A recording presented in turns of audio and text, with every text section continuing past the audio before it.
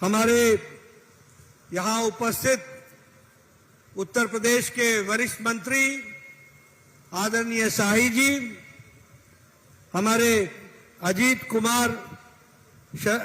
Sharma ji MLC, विजय लक्ष्मी गौतम जी उत्तर प्रदेश में मंत्री, रीना देवी जी सभापति नगर परिषद, रूपक श्रीवास्तव जी जिला के अध्यक्ष, शत्रुघ्न प्रसाद कुशवाहा जी जेडीयू के जिला के अध्यक्ष, दीपक मिश्रा जी एलजेपी के जिला के अध्यक्ष, मुकेश मिश्रा जी हम पार्टी के जिला अध्यक्ष, शैलेश कुशवाहा जी आरसीएम के जिला अध्यक्ष, सम्मानित मंच आदरणीय रेणु गुप्ता जी और यहां उपस्थित इतनी बड़ी संख्या में देवी और सज्जनों, मीडिया के मेरे साथी, प्रिंट मीडिया और इलेक्ट्रॉनिक मीडिया के मेरे साथी, सबसे पहले तो मैं मां सरोहा के शक्तिपीठ मंदिर को, सहोदरा के मंदिर को नमन करते हुए अपनी बात को प्रारंभ करता हूं। साथ ही साथ मैं इस चंपारण की भूमि को, जहां आजादी की लड़ाई को आप सब ने रास्ता दिखाया, ऐसी पुण्य भूमि को भी मैं नमन करते हुए अपनी बात को प्रारंभ करता हूं। मित्रों, चुनाव की बेला है। संजय बाबू ने आपके सामने बहुत सी बातें रखी हैं। संजय पांडे जी ने आपके सामने एक सपना जिसे वो साकार करने के लिए आतुर हैं, उसको उन्होंने बताया है। संजय जायसवाल जी ने लंबे समय जो इस इलाके की सेवा की है उसके बारे में चर्चा की। सतीश दुबे जी ने किस तरीके से उन्होंने इस इलाके को आगे बढ़ाने का काम किया, इस पर उन्होंने चर्चा की है। मैं आपसे 2-3 बातें कहने के लिए आया हूं। सबसे पहली बात तो यह है कि जो मैं आप लोगों में उत्साह देख रहा हूं, जो मैं आप में उमंग देख रहा हूं, जो मैं यहां की महिलाओं को, बुजुर्गों को जिस ताकत के साथ यहां देख रहा हूं, आपका उत्साह मुझे इस बात के लिए संतोष दिला रहा है कि 11 तारीख को आपने इस चुनाव क्षेत्र से संजय पांडे जी को और सिकटा से समृद्ध वर्मा जी को एक तरफा चुनाव जिताकर भेजना है। इस बात के लिए मैं आपका विश्वास मुझे मिलता है। मित्रों, यह चुनाव की बारीकियों को समझना जरूरी है। मैं यहां 2010 में चुनाव लड़ाने के लिए आया था। मुझे याद है मैं 9 सीटों का इंचार्ज था।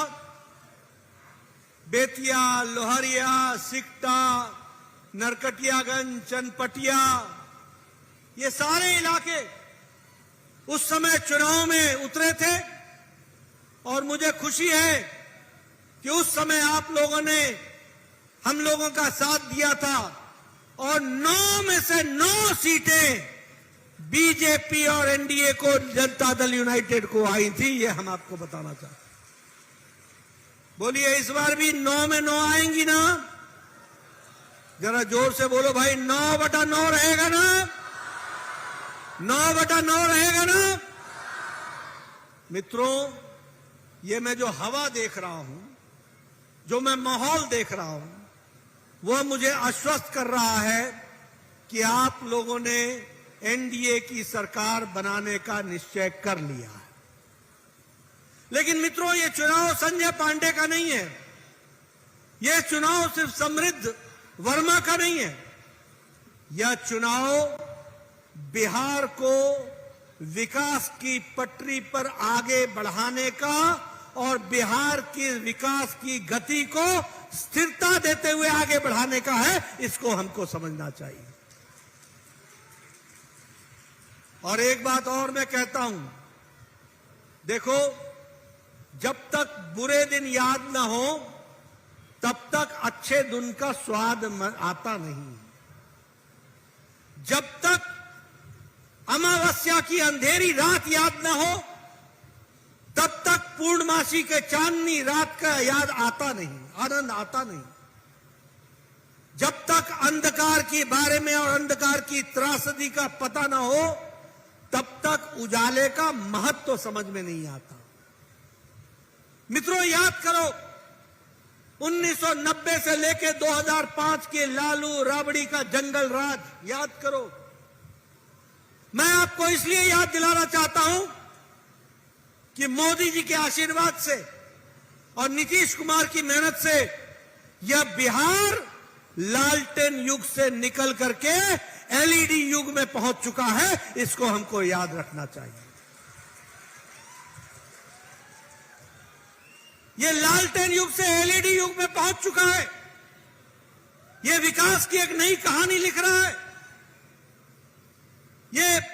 इसीलिए मैंने कहा कि यह चुनाव बिहार को, एनडीए को मजबूत करके हम नई स्थिरता देने वाले हैं, ताकि विकास की एक लंबी छलांग लगाने में बिहार समर्थ हो सके। और उसकी ताकत आपके पास है, जिसको आपको इस्तेमाल करना है।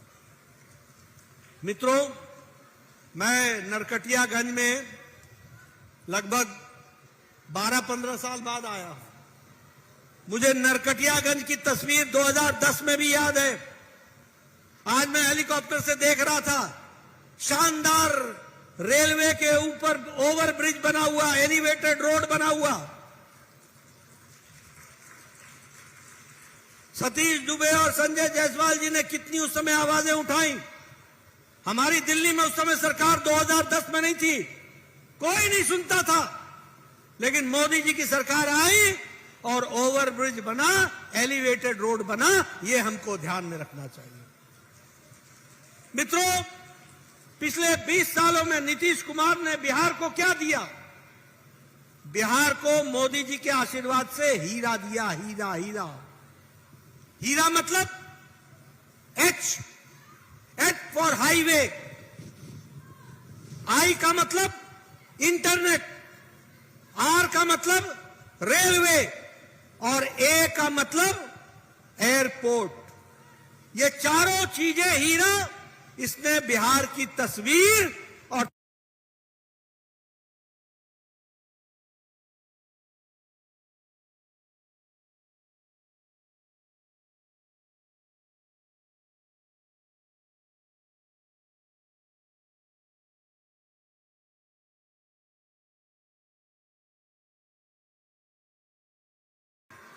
हाईवे बना है कि नहीं बना है? एक्सप्रेसवे बना है कि नहीं बना है? गांधी सेतु पर महात्मा गांधी से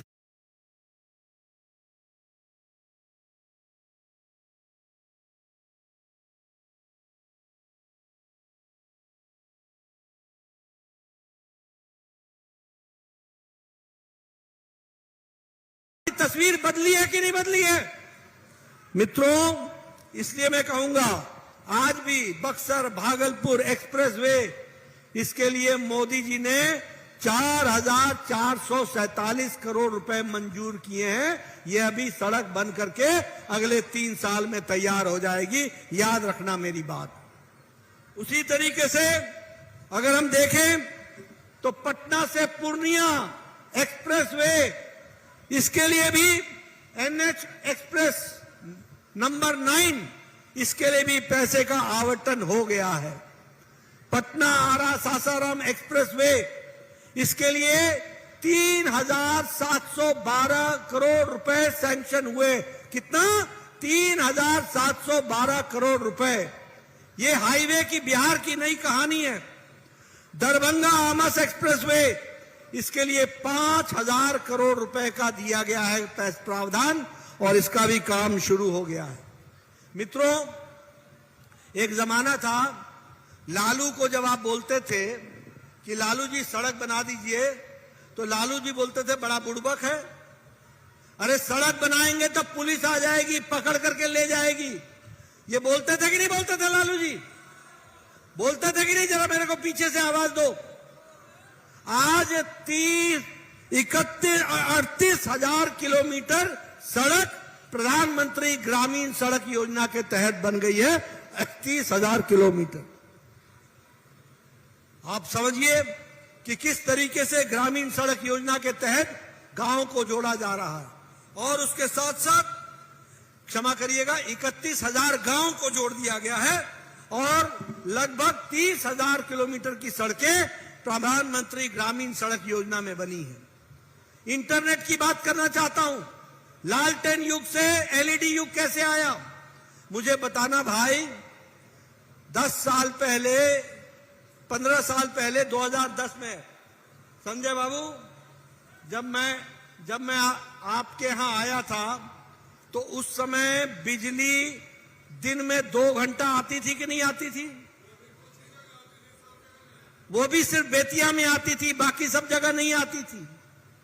और मुझे याद है कि नौजवान मोबाइल में चार्ज कराने के लिए जनरेटर वाले के पास जाते थे, इन्वर्टर वाले के पास जाते थे और 10 रुपए और 12 रुपए देकर अपना मोबाइल चार्ज कराते थे। मैं सही बात बोल रहा हूं कि गलत बात बोल रहा हूं? आज 24 घंटे बिजली है कि नहीं है? अब बिजली रखनी है कि नहीं रखनी है? अगर बिजली रखनी है तो संजय पांडे और समृद्ध को विधानसभा में भेजना होगा। इसकी तैयारी करो, इसको जोड़ो। आज इंटरनेट की बात करना चाहता हूं। 38,000 किलोमीटर का मोदी जी ने केबल बिछवाया है, ऑप्टिकल फाइबर। कितना? 38,000 किलोमीटर सिर्फ बिहार में। लगभग 8,340 पंचायतों को आज बिहार में इंटरनेट से जोड़ दिया है।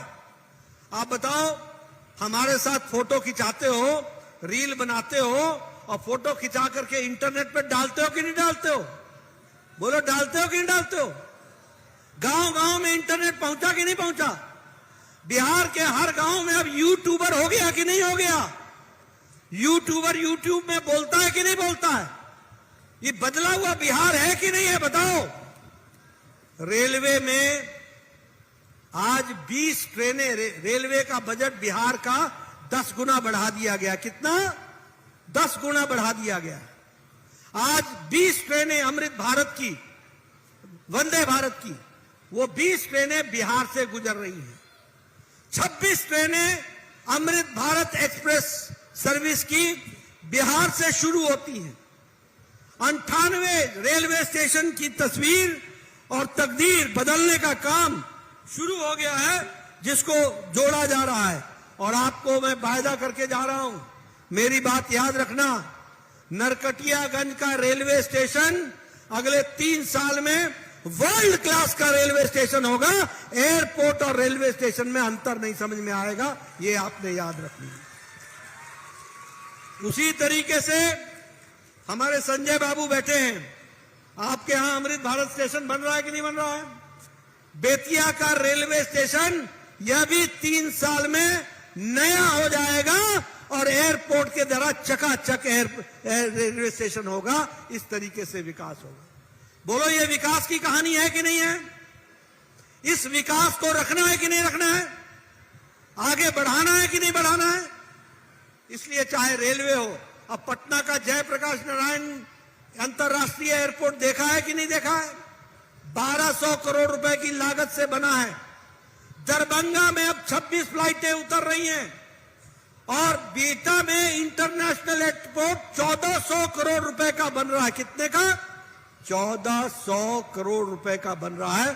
3 साल में बिहटा में भी अंतरराष्ट्रीय एयरपोर्ट हो जाएगा। ये रेलवे, ये इंटरनेट, ये हाईवे, ये सब विकास की निशानी है और विकास के साथ जोड़ने वाला है। देखो मित्रों, मोदी जी को बिहार से विशेष प्रेम है। हर प्रदेश को हमने एक all India institute of medical sciences दिया है, हर प्रदेश को।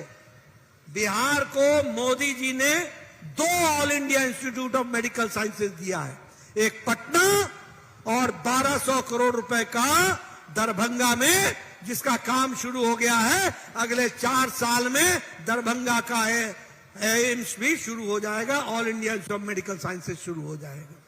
संजय बाबू, सतीश बाबू बार बार मेरे को बोलते थे, एम्स का काम शुरू करो, एम्स का काम शुरू करो। आज एम्स का काम शुरू हो गया है, उसके विकास की कहानी हम सबके ध्यान में है। मित्रों, मैं यहां आपसे ये भी बात करना चाहता हूं, बहनों से पूछना चाहता हूं, हमारी बहनें बैठी हैं, बताइए नीतीश कुमार जी का 10-10 हजार रुपए आपको पहुंचा कि नहीं पहुंचा? 10-10 हजार रुपए पहुंचा कि नहीं पहुंचा?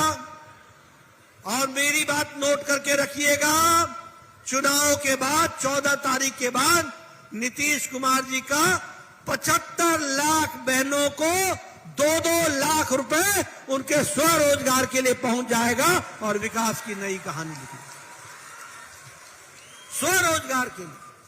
आप बताइए, विधवा पेंशन, दिव्यांग पेंशन, वृद्धा पेंशन, ये 3 गुना बढ़ा दी गई है कि नहीं बढ़ा दी गई है?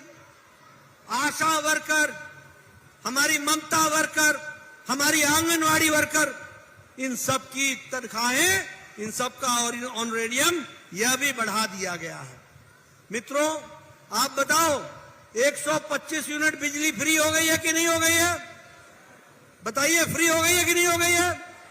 और मैं आपसे बोलूंगा, प्रधानमंत्री हर घर सूर्य योजना, प्रधानमंत्री जी का, इसको लागू करा लेना अपने घर में, आपका बिजली का बिल 0 हो जाएगा, 0 हो जाएगा, यह भी आपने याद रखना।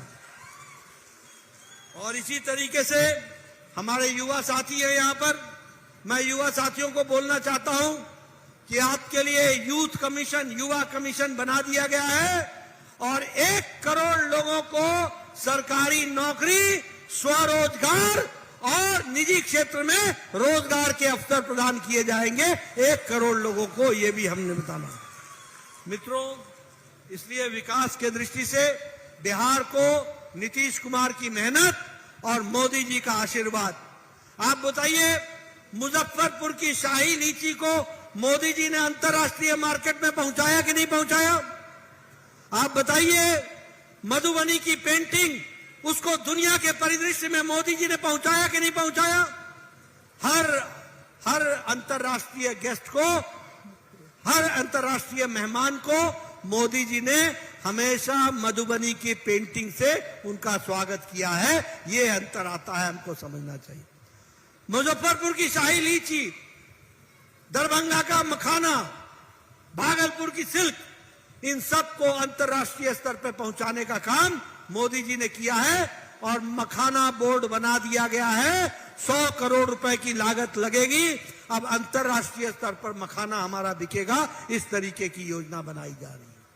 मित्रों, इसलिए मैं कहना चाहता हूं, आप देखिए 8 करोड़ 70 लाख लोगों को बिहार में 5 किलो गेहूं या 5 किलो चावल, 1 किलो दाल दिया जा रहा है। आज 3 करोड़ 80 लाख हमारे लोग बिहार के गरीबी की रेखा से ऊपर आ गए हैं। ये मैं नहीं कह रहा हूं, ये आंकड़े बता रहे हैं कि 3 करोड़ 80 लाख गरीबी की रेखा से आ गए। बोलो, सबको अनाज मिल रहा है कि नहीं मिल रहा है? मिल रहा है कि नहीं मिल रहा है प्रधानमंत्री गरीब कल्याण योजना का? मित्रों, मैं एक बात और बताना चाहता हूं आयुष्मान भारत के बारे में, और ये बात नोट कर लेना कि आपके जीवन में कितना परिवर्तन आया है, ये भी याद रखना।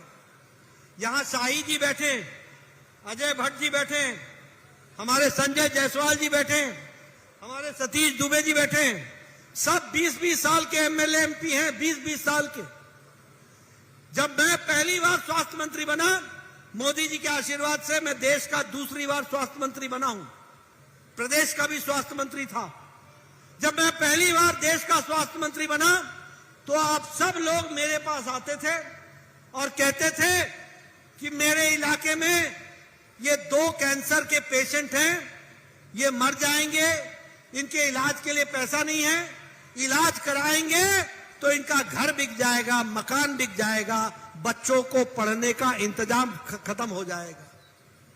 ये एप्लीकेशन लिखते थे कि इनका बाईपास करा दो, इनका किडनी का ऑपरेशन करा दो, इनको इस तरीके से इंतजाम कराओ।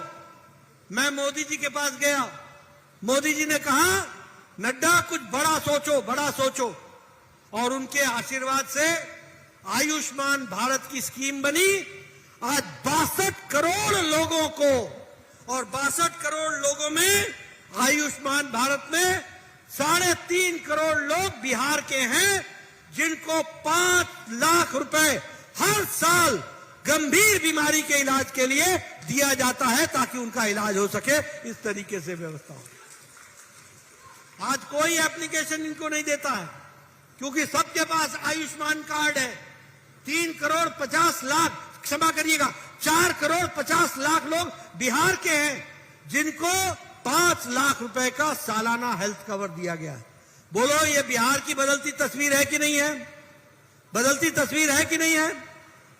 प्रधानमंत्री किसान सम्मान निधि में आपको 6,000 रुपए हर साल मिलता है कि नहीं मिलता है?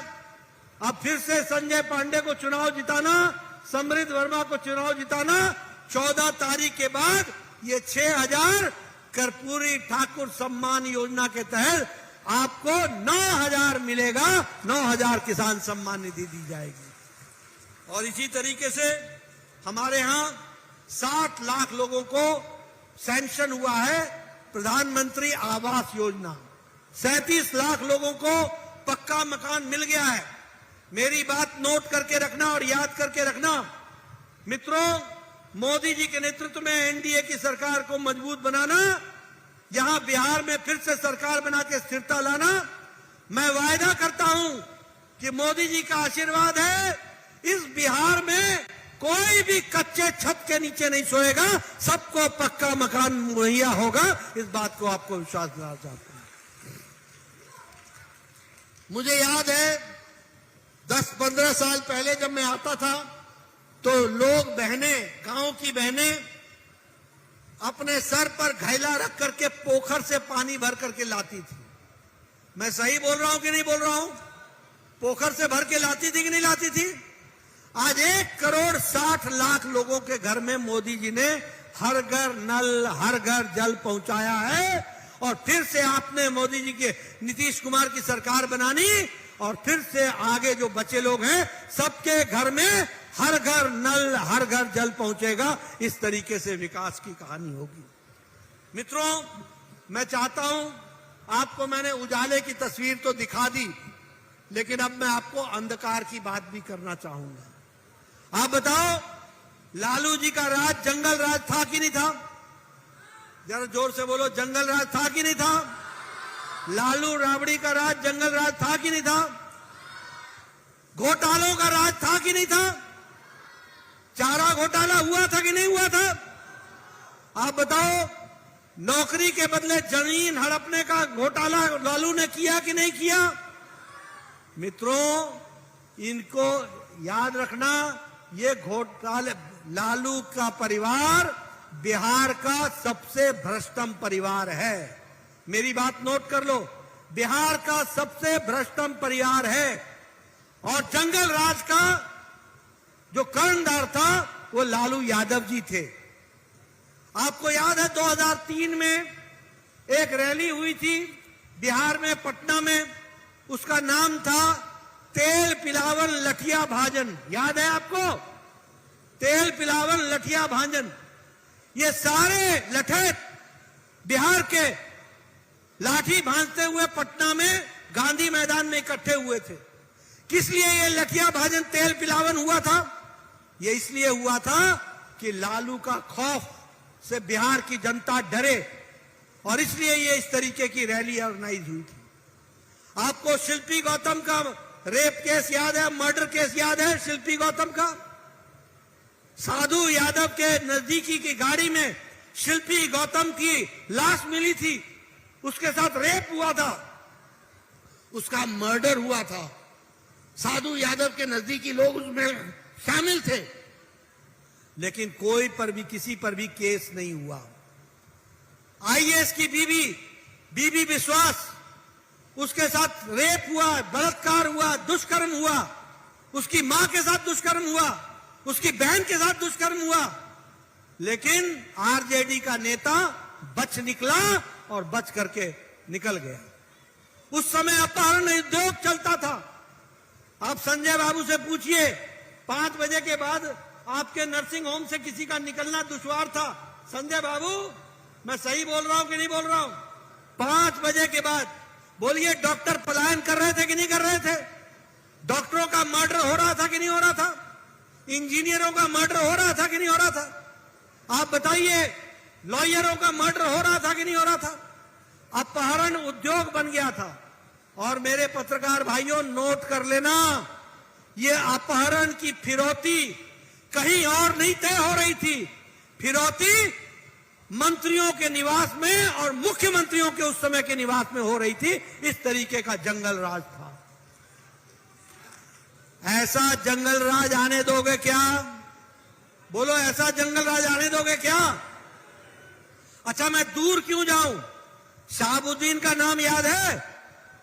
अरे भैया बोलो, शहाबुद्दीन का नाम याद है? चंदा बाबू याद है? चंदा बाबू के 2 बेटों को शहाबुद्दीन ने 2 लाख की फिरौती न मिलने के कारण चंदा बाबू के 2 बेटों को एसिड में डुबाकर और चिमनी में डाल दिया था। और बाद में बचा हुआ एक बेटा, उसकी भी जान ले ली थी। और लालू यादव ने शहाबुद्दीन को एमपी बनाया, एमपी, मेंबर पार्लियामेंट। बोलो, ऐसा राज फिर से चाहते हो क्या? जरा जोर से बोलो भैया, मैं आश्वस्त होकर दिल्ली जाना चाहता हूं। चाहोगे क्या? आप बताओ। आज भी, अभी भी आरजेडी की नस्ल बदली नहीं है।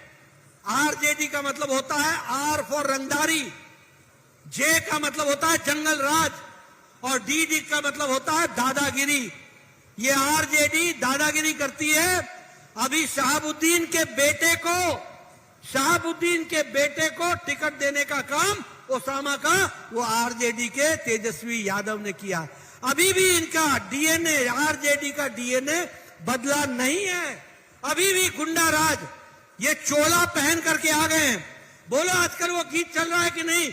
भजाएंगे दुनलिया दुनलिया दुनलिया, चलाएंगे कट्टा कट्टा कट्टा, है कि नहीं है लोकगीत? ये लोग गा रहे हैं कि नहीं गा रहे हैं?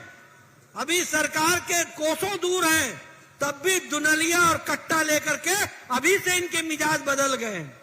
ऐसी सरकार को आने दोगे क्या? जरा जोर से बोलो, आने दोगे क्या? ऐसी सरकार आने दोगे क्या? आप बताओ, ये घोटालों की सरकार थी कि नहीं लालू की? चारा घोटाला किया कि नहीं किया? मालूम है कितने साल की जेल है लालू को? सजा याफ्ता है लालू की। कितने साल की जेल है? 36 साल की जेल है, 36 साल की। बेल पर है। नौकरी के बदले जमीन हड़पने के केस में, जो नौकरी के बदले जमीन हड़पता हो और बेल पर हो, वो युवा साथी तुमको नौकरी देगा क्या? बोलो, नौकरी देगा क्या? ये सारी तुम्हारी जमीन झड़प जाएंगे। ये हड़पने वाले लोग हैं। लालू बेल पर, लालू सजा याफ्ता, रबड़ी बेल पर, तेजस्वी बेल पर, मीसा बेल पर। इनकी सारी जिंदगी जेल और बेल के बीच में कटने वाली है। सारी जिंदगी जेल और बेल के बीच में। और मित्रों, मैं यादव भाइयों को ही बोलता हूं, इनको आपसे भी कोई प्रेम नहीं है। इनको प्रेम है तो तेजस्वी, मीसा, रावड़ी, ये परिवार के बारे में ही सोचते हैं। परिवार से बाहर इनका कुछ नहीं है।